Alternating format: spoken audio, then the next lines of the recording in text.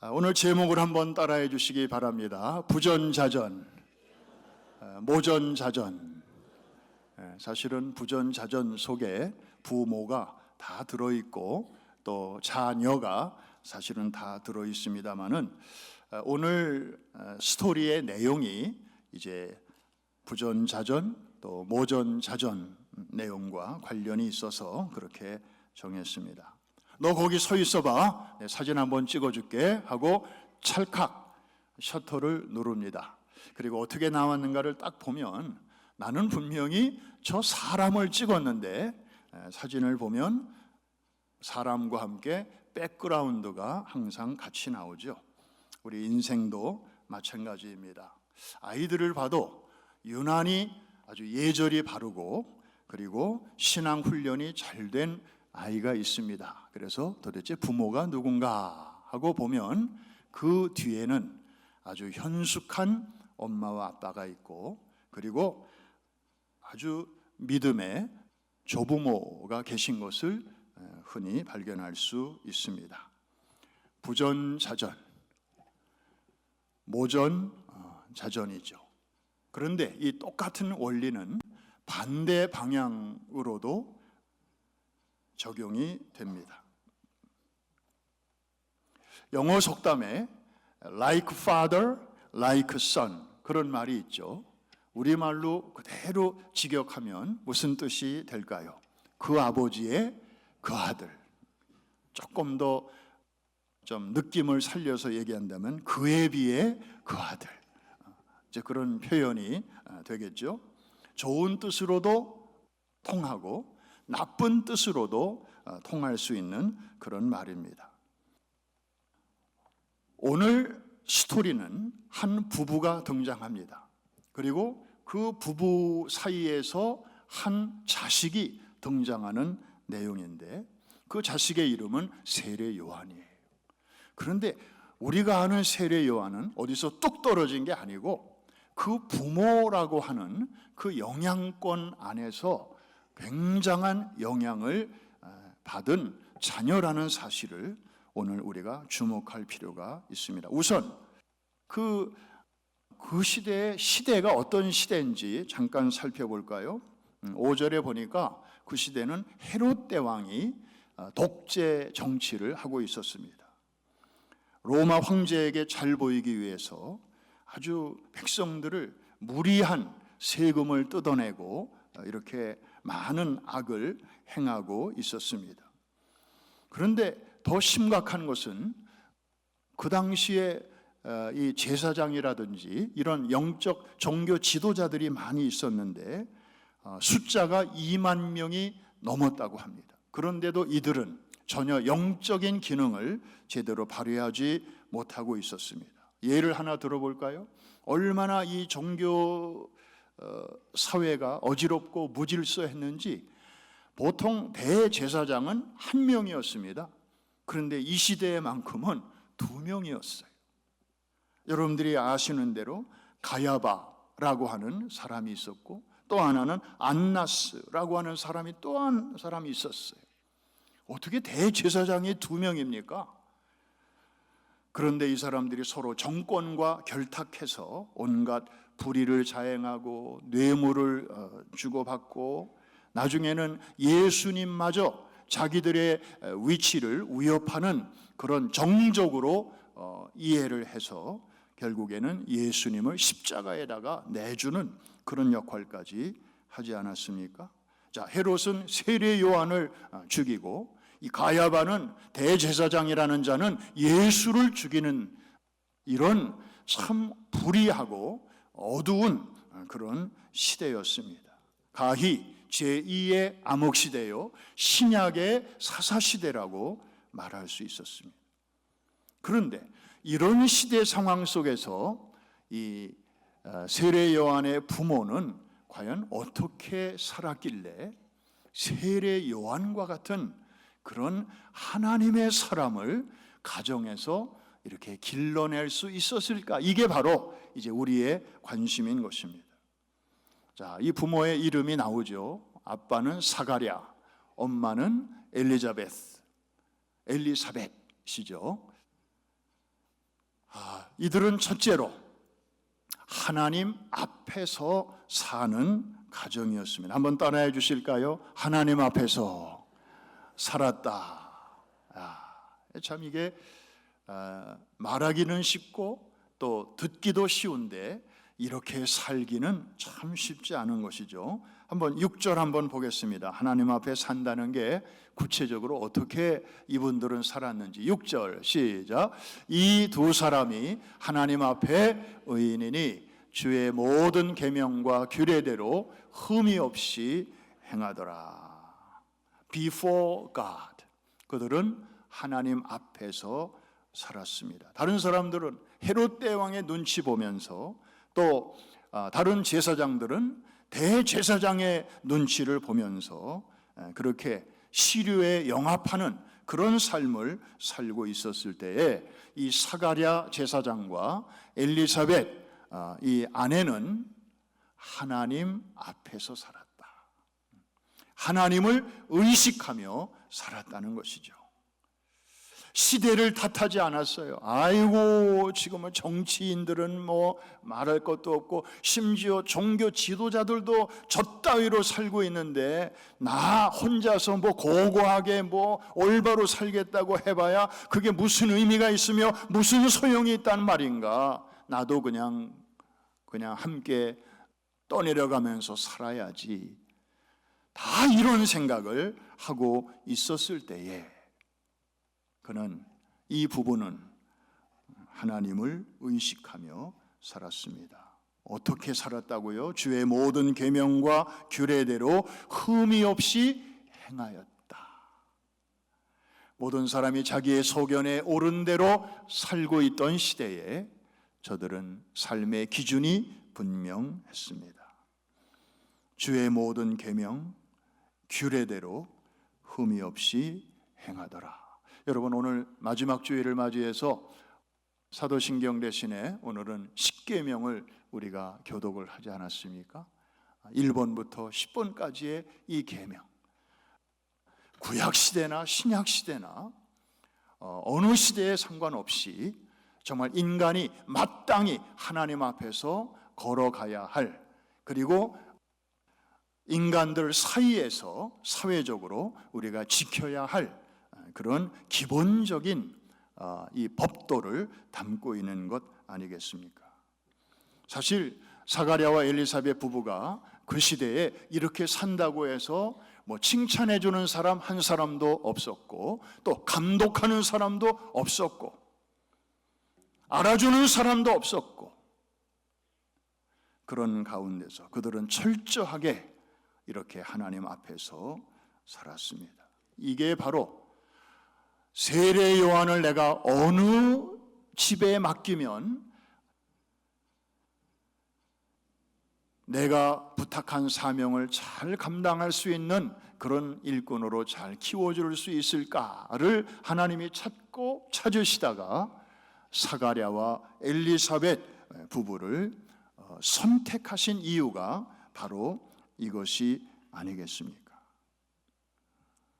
자, 부모가 이렇게 하나님 앞에서 하나님만을 의식하고 두려워하는 삶을 살다 보니 그런 분위기 속에서 성장한 세례 요한도 나중에 보니까 그런 삶을 살게 되었어요. 그는 사람들의 눈치를 보지 않았습니다. 유행이나 풍속을 따르지 않았습니다. 광야로 나갔습니다. 메뚜기와 석청을 먹었고 약대 털옷을 입고 다녔습니다. 사람들의 뭘 입고 다니나, 사람들이 요즘 뭘 먹나, 사람들이 뭘 보나, 그런 거 별로 신경 쓰지 않았다 이 말입니다.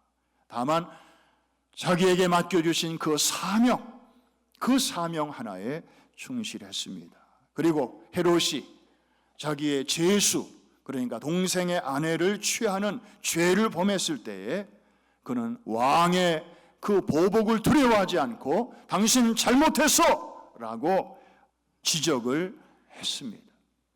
그가 권력을 두려워했거나 그리고 사람들의 눈치를 의식했다면 감히 그런 말을 할 수 없었을 텐데, 그 결과 그는 결국에는 목배임을 당하는 그런 인생의 끝을 맛보긴 했지만, 그런 DNA는 우리가 물론 하나님께서 다 이렇게 섭리하시는 일이지만, 우리가 인간적인 관점에서 볼 때에 철저하게 하나님만을 의식하는 가정 분위기 속에서 살다 보니 세례 요한과 같은 그러한 일꾼이 만들어지게 된 것이죠. 여러분, 향수 가게에 들어갔다 나오면 향수를 사지 않아도 옷에서 향수 냄새가 납니다. 테스터로 이렇게 몇 번 뿌렸기 때문이기도 하죠. 그런데 뿌리지 않았어도 한 20-30분 향수 가게에서 어슬렁어슬렁 하다가 나오기만 해도 그 사람 몸에서 냄새가 나요. 물건을 안 샀는데도. 이게 바로 환경이 주는 영향력이라고 하는 것이죠. 가정에서의 가정 분위기가 참 중요합니다. 우리는 우리의 자녀를 잘 키우되 정말 철저하게 하나님 앞에서 살아가는 그러한 존재로 잘 키워서 내보내야 될 줄로 믿습니다. 우리의 가정이라는 울타리와 교회라는 이 둥지를 떠나기 전에 우리 자녀들이 부모의 하나님을 간접적으로 만나는 신앙이 아니라 정말 부모의 하나님을 넘어 나의 하나님, 나의 예수님, 나의 성령님을 인격적으로 만나야 그 다음에 대학 가서도 온도계처럼 살지 않고 온도 조절계처럼 살게 됩니다. 귀 있는 자는 들을지어다. 여러분, 온도계가 있고 온도 조절계가 있잖아요. 비슷해요. 사이즈도 뭐 그만하고. 그런데 온도계는요, 더운 데 갖다 놓으면 빨간 게 쭉 올라가요. 반대로 차가운 데 갖다 놓으면 쭉 내려가요. 그냥 환경에 순응하는 기계예요. 더우면 덥다라고 얘기만 해주고 추우면 춥다라고 얘기만 해주지 그 온도를 조절하는 능력은 없어요. 그런데 이 온도 조절계는 집안에 딱 들어갔는데 덥네? 그러면 조금 한 농급만 낮추면 이제 금방 시원해집니다. 아유, 집안이 왜 이렇게 추워? 그러면 한 농급만 이렇게 위로 올리면 5분 내로 훈훈해집니다. 환경을 바꾸는 능력이 있습니다. 하나님은 우리 하나님의 자녀들을 세상에 보내시면서 너희는 빛이다, 소금이다, 이렇게 빛이 되어라도 아니고 소금이 되어라도 아니고 너희는 이미 빛이다, 너희는 이미 소금이다. 이럴 때는 그렇게 하셔야 되는 거예요. 되려고 하지 마십시오. 우리는 이미 빛입니다. 할렐루야. 소금이 되려고 애쓰지 마십시오. 그거는 아직 교회 바깥에, 그리스도 바깥에 있는 분들이 교양으로, 노력으로 그렇게 하려고 하는 태도지, 하나님의 은혜를 깨닫고 예수 그리스도를 영접한 사람들은 이미 빛이에요. 이미 소금이에요. 할렐루야. 그냥 우리가 그렇게 영향력을 발휘하면서 살아가면 되는 것이에요. 그래서 우리의 자녀들을 여러분의 영향력을 통해서 정말 온도계가 아닌 온도 조절계로 이 시대의 세례 요한으로 잘 키울 수 있으려면 우리 부모들부터가 보이지 않는 하나님을 보는 것 같이 여기면서 올바른 시범을 통해서 말로가 아니라 삶으로 하나님 앞에 살아가는 그 모습을 보여주는 것이 최고의 부모 노릇, 패런팅인 줄로 믿습니다. 사가랴와 엘리사벳은 그런 분위기를 통해서 세례 요한이라고 하는 일꾼을 키워냈습니다. 이 부부와 이 가정은 성령 충만한 가정이었습니다. 한번 따라합시다. 성령 충만한 가정. 우리는 그냥 스스럼 없이 이런 표현을 얘기를 하죠. 그런데 여러분 너무 놀랍지 않습니까? 여러분 신약 시대예요. 지금 이들이 살았던 시대는 주후 1세기예요. 그리고 오순절 성령 강림 사건 훨씬 이전이에요. 수십 년 전이에요. 그런데 이들은 아빠도 성령 충만한 사람이었고 엄마도 성령 충만한 사람이었어요. 우리 15절, 16절. 자, 이 말씀은 너무 귀한 말씀인데요. 세례 요한에 대한 말씀이에요. 자, 한번 같이 한번 읽겠습니다. 시작. 이는 그가 주 앞에 큰 자가 되며 포도주나 독한 술을 마시지 아니하며 모태로부터 성령의 충만함을 받았다. 여러분, 이런 표현이 성경 다른 곳에 또 나오는 데가 있나요? 엄마 뱃속에 있을 때부터 이미 성령의 충만함을 받았던 사람이 또 있었나요? 누가? 제가 알기로는 세례 요한이 처음이자 마지막이 아닌가 싶어요.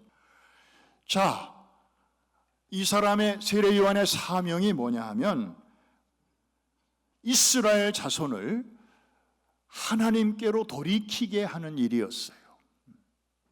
그리고 오시는 주님의 길을 예비하는 일이었어요. 여러분, 우리 전도해봐서 아는데 한 영혼을 주님께로 안내하는 게 얼마나 어려운 일입니까? 우리 다 알고 있잖아요. 그런데 이스라엘 자손을 하나님께로 돌이키게 한다고 하는 거, 이거는 almost impossible, 우리의 힘으로는 불가능한 일이죠. 그런데 그 비결이 무엇일까요? 성령 충만이었습니다. 세례 요한은 모태에서부터 성령이 충만했습니다. 그러면 그 부모는 어땠을까요? 부모는 어땠을까요? 저는 깜짝 놀랐습니다. 부모가 먼저 성령 충만했다는 사실 때문이었습니다.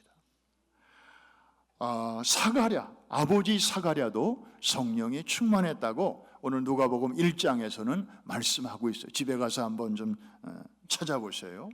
그 다음에 이 어머니 엘리사벳이 성령에 충만했다고 하는 내용이 조금 더 강조되어 있습니다. 41절 한번 볼까요? 41절.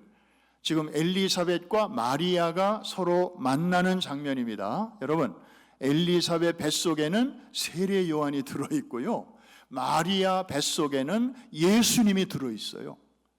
그리고 서로 친척지간이에요. 나이는 물론 엘리사벳이 훨씬 위고요, 마리아는 아주 레이디였고, 그런데 이제 서로 만난 거예요.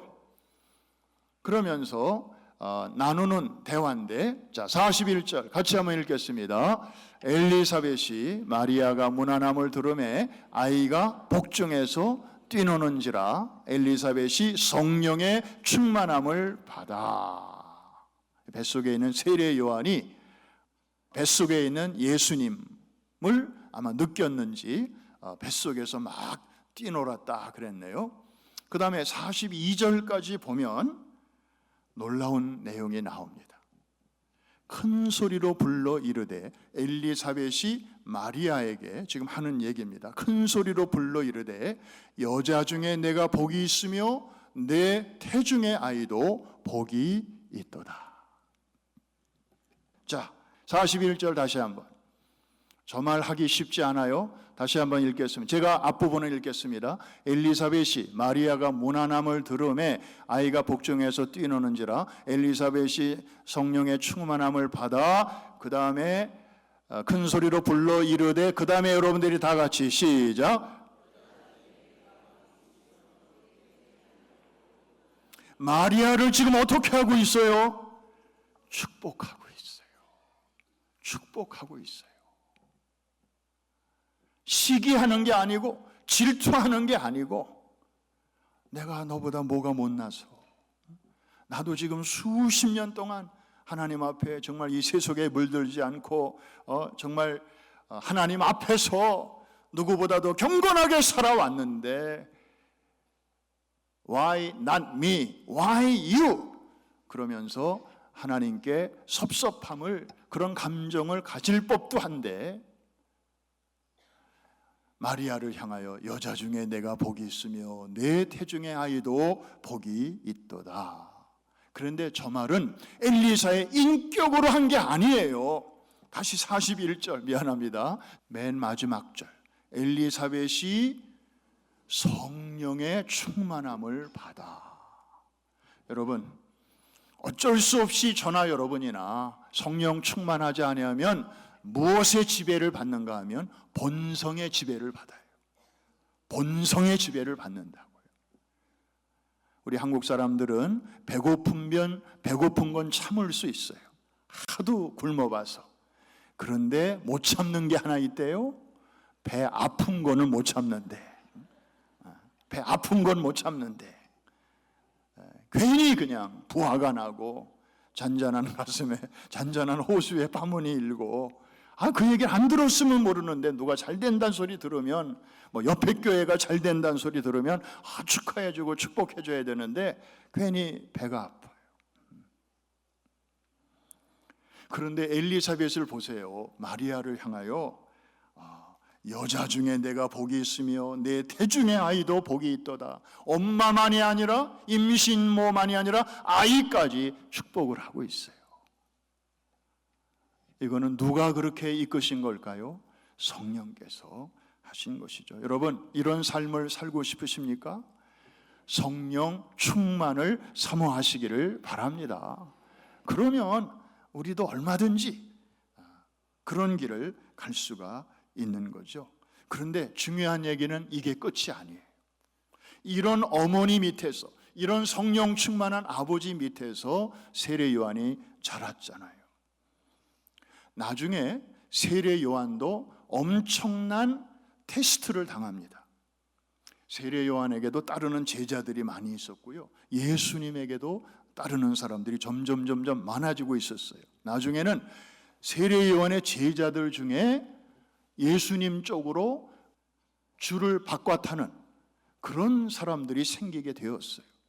세례 요한의 진영은 점점 사람이 줄고 있었고, 이쪽은 점점 사람이 늘어나고 있었다고요. 그래서 걱정스러운 제자 중에 하나가, 스승님, 지금 사람들이 자꾸 저쪽으로 이동하고 있는데 괜찮겠습니까? 그랬더니 세례 요한이 그 유명한 말을 하는 거예요. 요한복음 3장 30절에 보니까, 한번 따라해 주시기 바랍니다. 그는 흥하여야 하겠고 나는 어떻게 하여야 하리라? 부전자전이요 모전자전입니다. 이거 누구의 영향입니까? 그 어머니가 나이도 한참 어린 마리아를 향하여 그렇게 축복했더니 그 DNA가 그대로 자식에게로 이어졌습니다.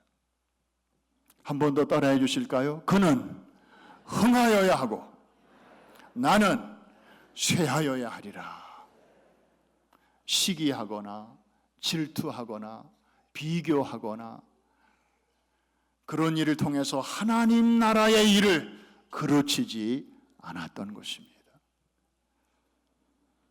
결론입니다.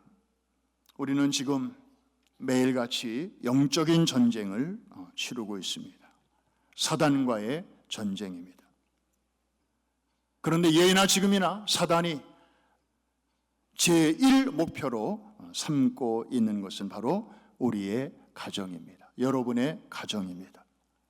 그래서 창세기에서도 사단이 제일 먼저 공격을 했던 것이 바로 아담과 하와의 가정이었죠.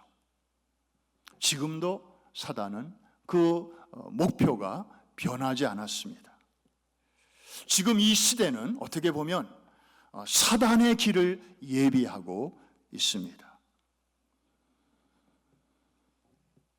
가정이 급속히 무너져 내리고 있습니다. 이번에 탄자니아 오가는 길에 논스톱이 없어서 유럽의 네덜란드의 암스테르담 공항에 들렸다가 가기도 하고 올 때도 거기 들렸다가 왔는데, 올 때는 특별히 한 7, 8시간 레이오버 시간이 있어서 시내에 우리 팀들과 함께 나가서 좀 네덜란드 시내 몇 군데를 좀 둘러보고 왔습니다. 그 안내하시는 분이 첫 마디가 이 네덜란드라는 나라는, 특별히 이 암스테르담이라고 하는 이 도시는 세계적인 도시입니다. 그래서 무슨 얘기를 하려나 하고 들어봤더니 세계에서 최초로 이 동성연애, 동성결혼을 합법화하고 마리화나를 합법화한 나라라는 거예요. 그래서 국민들의 프라이드가 대단하다는 거, 그러면서 이 안내하는 분도 아주 자랑스러운 듯이 이 나라를 소개하고 있어요. 근데 그 차에 탄 우리 성도들이 시큰둥한 표정을 짓고 있으니까 교회에서 오셨구나 그러면서 이제 말을 좀 바꾸더라고요. 그러니까 일반 관광객들이 오면 이제 그런 얘기를 하면 오 그래요, 어유 그렇군요. 그래서 그 나라에서는 8월 달이 되면 어느 한 주간이 프라이드 주간인데, 뭐 보나마나 뻔하죠. 그런데 전 세계에서 그 동성애 운동하는 사람들이 다 모여든대요. 다행히 미국은 대통령이 바뀌면서 앞으로 적어도 4년 동안은 이제 남성과 여성 두 가지 성만 인정하겠고, 또 공립학교에서 지나친 그런 아주 해괴한 성교육 이제 못하게 되었고 등등, 모든 이 가치관이 이제 좀 제자리를 찾아가고는 있습니다마는 4년 후에는 또 누가 등장하여 이 모든 것을 또 확 뒤집어 엎을는지 아무도 장담할 수 없습니다. 우리의 자녀들을 대통령의 정책에만 맡겨서야 되겠습니까? 아까 말씀드린 것처럼 온도 조절계처럼, 그리고 오뚜기처럼, 오뚜기는 껍데기는 아주 약합니다. 한 손으로 꽉 쥐면 쭈그러들어요. 그러나 오뚜기가 강한 것은 보이는 부분이 아니고 보이지 않는 안쪽에 묵직한 것이 들어있기 때문입니다. 그래서 밝은 데에 던져도, 어두운 데에 던져도, 따뜻한 곳에 던져도, 추운 곳에 던져도 오뚜기는 처음에는 흔들흔들 하다가도 중심을 딱 잡는 것이죠. 그 안에 무게중심이 있기 때문에, 그 안에 주님이 있는 인생, 그 안에 주님 모시고 사는 자녀, 대학 기숙사에 가더라도 자유주의의 물결, 세속화의 물결이 대학 4년 동안 밀려온다 할지라도 한동안 흔들흔들은 할 수 있겠지만 결국에는 중심 잡고 그 모든 세파를 능히 견뎌낼 수 있게 될 줄로 믿습니다. 우리가 그런 자녀들, 우리 이 시대의 세례 요한을 키워야 되지 않겠습니까? 그러려면 부모의 사명이 있습니다. 우리는 개떡같이 살면서 우리 자녀들만이라도 찰떡 같은 자녀 되게 하여 주옵소서. 제발 그런 기도는 이제 하지 마십시오. 오늘 누가복음 1장을 우리가 거울로 삼으면서, 물론 세례 요한은 하나님이 쓰시는 일꾼이었지만 가정이라는 통로를 통해서 왔는데, 그의 가정, 그의 부모가 그렇게 살았기 때문에, 그런 영향력을 끼쳐 주었기 때문에 세례 요한이라는 그런 작품이 만들어질 수 있었던 것이로구나. 우리 부모의 사명을 다시 한번 깨닫게 되시기를 주의 이름으로 축복합니다. 그래서 이제 세례 요한은 초림하시는 주님의 길을 예비했지만 이제 우리와 우리의 자녀손들은 다시 오실 주님의 길을 예비하는 거룩한 사명을 가진 자들 아니겠습니까? 이해가 되시면 아멘 하십시다. 그래서 우리의 재능과 전공과 또 우리가 할 수 있는 여러 가지 가능성을 통해서 우리의 손대어 하는 일들마다 다시 오시는 주님의 그 길을 예비하는 뜻 있는 우리 교회와 교구와 목장과 또 우리 가정들 되실 수 있기를 주님의 이름으로 축복합니다. 축원합니다. 기도하겠습니다.